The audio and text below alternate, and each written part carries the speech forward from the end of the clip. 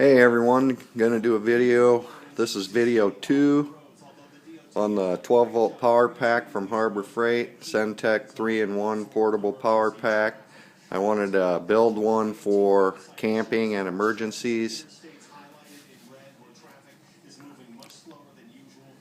When you first get it, you want to charge it for 48 hours, initial charge, and then after that it takes about 34 hours, a day and a half. Go to video 1 if you want to see how I built this. What I'm going to do here on this video is just hook a bunch of stuff up and show you a little bit how it works. The battery in this is a lead acid battery, so you want to keep it fully charged. If you're going to have it in storage, you want to fully charge it once a month. So keep it charged up. You don't want to discharge it down to more than about 12, I don't know if this is coming in, 12 volts. Has a little voltmeter on here. This light will go off when it's charged. You're supposed to unplug it too so it don't overcharge. Once it's charged up to about 14 to 15 volts, and you just push the button to test that. I wouldn't let it get down to the yellow, which is about 12.2 volts, and then I'd fully charge it again. It has a small 120 volt plug-in to charge it with. I'll show how to do it with solar panels later in the video, but the reason what I added to this, I took the cables out because it was made for jump starting cars. So I took the cables out and put these Radio Shack connections in. The reason I use these is because they're real easy to plug something in and out. It's the easiest thing I could find to plug things in and out, appliances. And I added 2 of those, one for each cable, and then a cigarette lighter. Another reason is I hooked them all up to the switch, so if I have something plugged in, I can turn it on and off.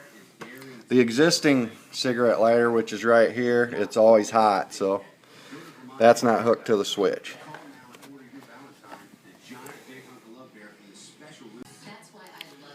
One of the other reasons I wanted this is because it's 12 volts, and your imagination is unlimited with the amount of accessories that you can buy for 12 volts. For 12 volt cars. I haven't thought of everything yet, but here's just a few things I'll show you. One thing I made was this cigarette lighter adapter with alligator clips on it. So all I did was get some of this plastic, it's split covering, poked a hole through it, put the wires through, and then hooked up my negative positive. This is nice, so if you have wires, bare wires, you can, on an appliance, you can just hook them up. A lot of appliances have bare wires.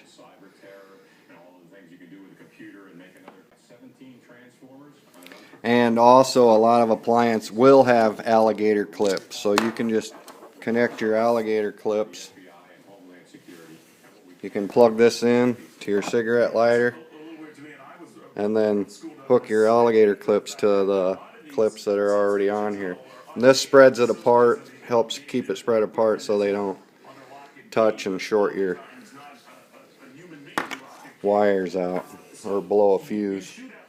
This is recommended to only use 10 amps total, so you don't want to use no more than 10 amps total. This is another adapter I made. It's for the Radio Shack coaxial plug-ins, which would work for this. And I made one with two male connectors. It's like a little extension cord. and it works the same way as the cigarette lighter.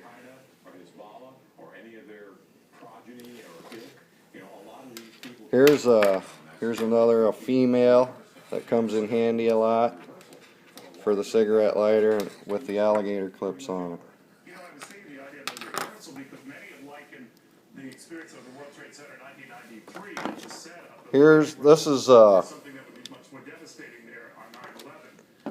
It's just a splitter. You can add it has 3 lighters, and then it has this here is 5 volt for a cell phone. Most cell phone batteries are 5 volts, so you could plug this is a USB. You can plug your USB from your phone right into that and charge it up.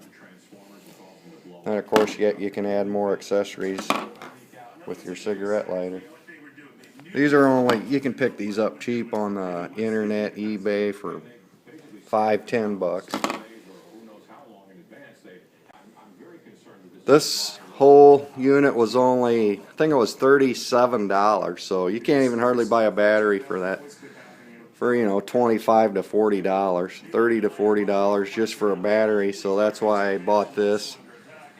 It has everything in it. It has reverse polarity protection. Has a little light, and it has the switches and everything in it, the voltmeter, so that's why. It's hard to build one yourself for that kind of money.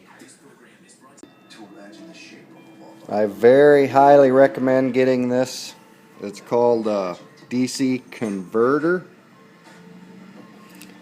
and it has center polarity or negative, or the outside polarity.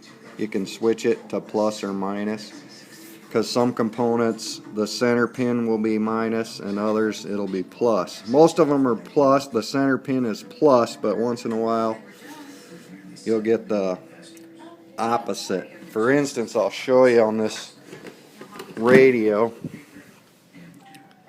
Probably can't see it. I'll try to. There we go.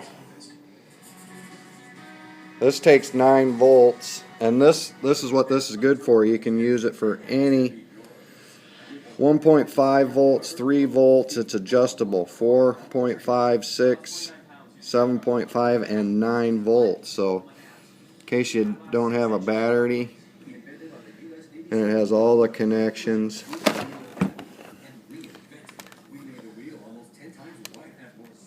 In case you don't have batteries, this will work great in an emergency. You can hook it to this 12 volts and then adjust it to the volts you want. I was going to show you this. You can see how I don't know if you can see it, but the outside case on this one is the plus, and the center pin would be the minus. So the center is minus, which most of the time it's plus, and the outside right here would be your plus. So in that case you'd have to switch this over to the center pin minus. You have to be real careful and make sure you know which way your accessory is running, plus or minus. Here's another accessory. It has this came with the power pack, and it has a cigarette lighter on one and then a coaxial on the others. Plugs right in. So then you could plug this into any female. A lot of accessories have the female. You can just plug it in. Now I got power to the battery clips too, or the alligator clips. When you're buying these accessories like this, make sure they can handle up to about 10 amps. If not, then you don't want to plug no more than 10 amps into it, or you'll melt your wires. Or hopefully blow a fuse before you melt your wires, but make sure everything you're plugging into this is less than 10 amps, and the total amount of things you plug in you don't want to add up to more than 10 amps. The fuse inside of this is 15 amps, but that's just for surge and safety. Now this pack has a 17 amp hour battery in it. It's a lead acid sealed battery. So basically, if you're running something that's about 1 amp, it will run for 17 hours before you need to recharge it. You know, approximately 17 hours, give or take a few hours. All batteries are different, so, and depending how old the age of the battery is too, on how long you can run something. For instance, here's a PC fan that I'll hook up. It takes 0.74 amps or 9 watts. Usually you can find the amps or the watts, one of them. And so for 0.74 amps, that would run for about a day straight on a 17 amp hour battery. If you want to learn a little bit more about amps times watts, amps times volts equals watts, look it up on the internet. Your brain will go nuts. So what I did, I plugged in my little extension cord that I made with the 2 males into the female, and I hooked this fan up. And I have the switch off right now, and that's why I like this switch, because now I'll turn the switch to on. And as you can see, it's running the fan.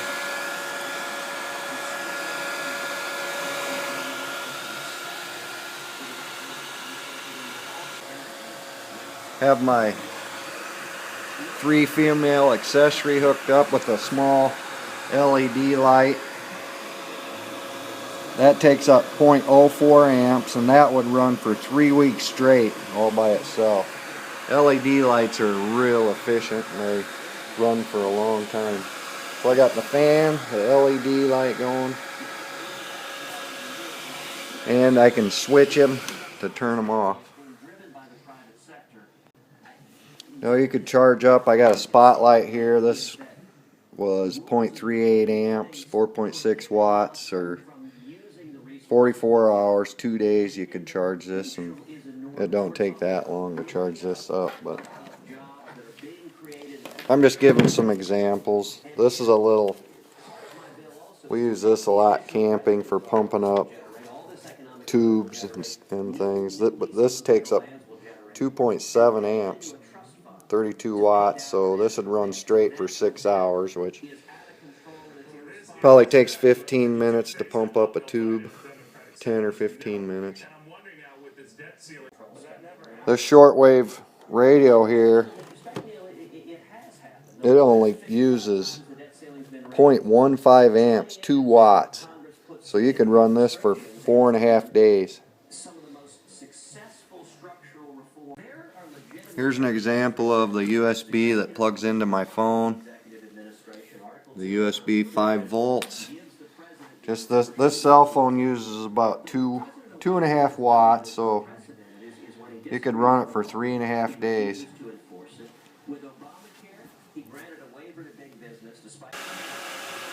So I just plugged a few things in that add up to about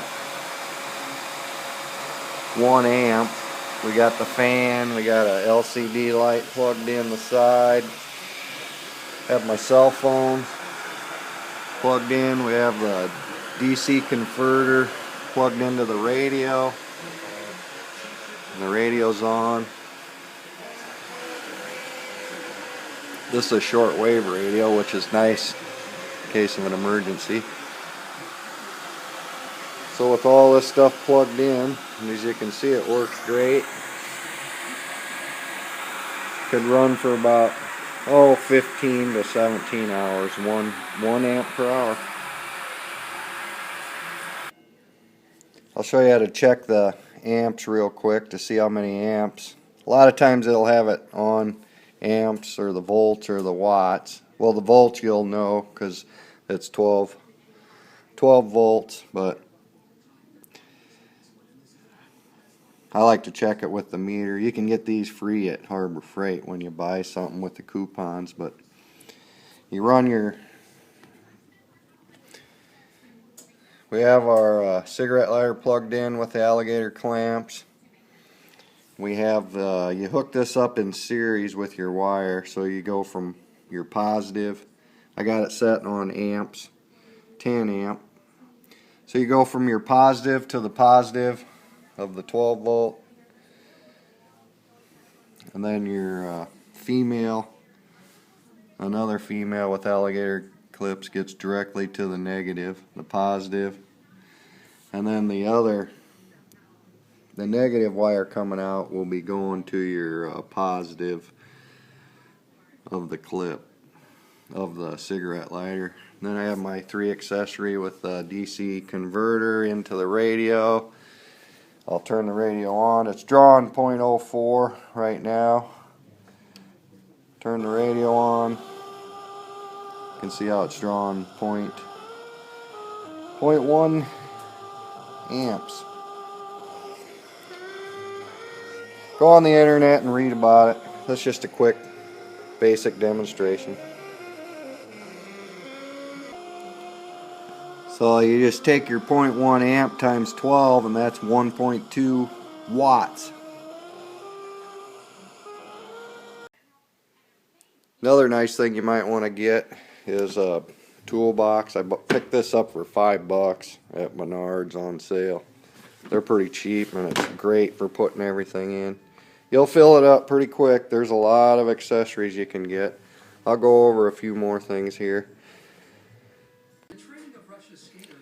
You can also charge it with your car, the cigarette lighter in your car.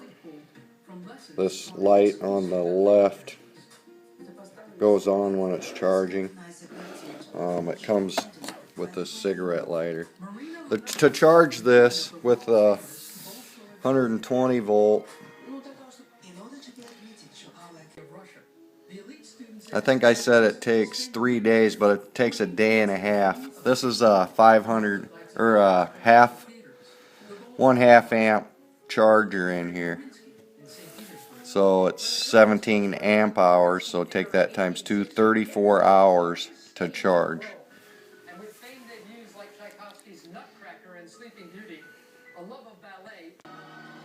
When you do use this to plug in, if you have to use it for an emergency to plug into your car, it's not going to charge it up fully to the 14 to 15 volts because you're just plugging into the battery in the car.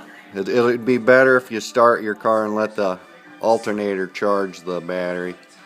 You'll get a better charge. But you don't want to use it. You want to use the 120 volt if you can. Just use this to plug into your car if you have to get some charge. A couple more examples, like a laptop computer that uses 5 amps. So that's half of the total of 10 amps that you'd want to do. It's 65 watts. And then a CB radio uses about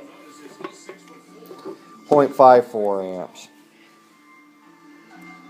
So that just gives you kind of a rough idea how many amps they use. You're not going to be able to hook up any larger watt components.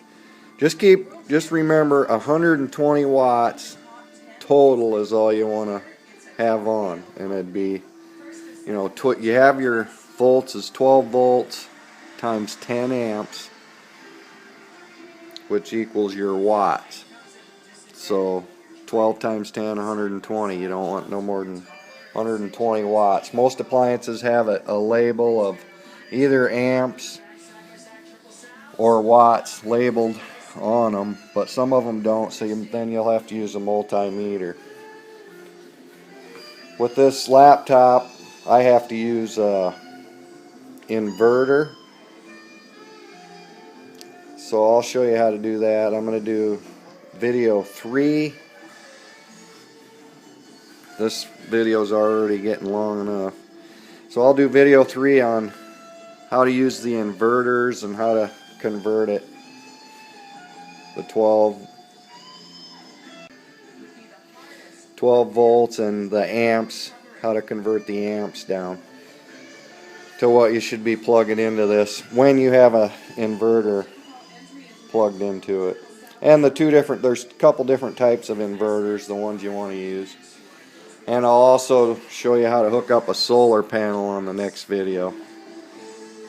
So that video will take up at least 15 minutes just to do that. So go to video 3. And if you want to see how I put this together, go to video 1. Thanks for watching, everybody. Come watch video 3.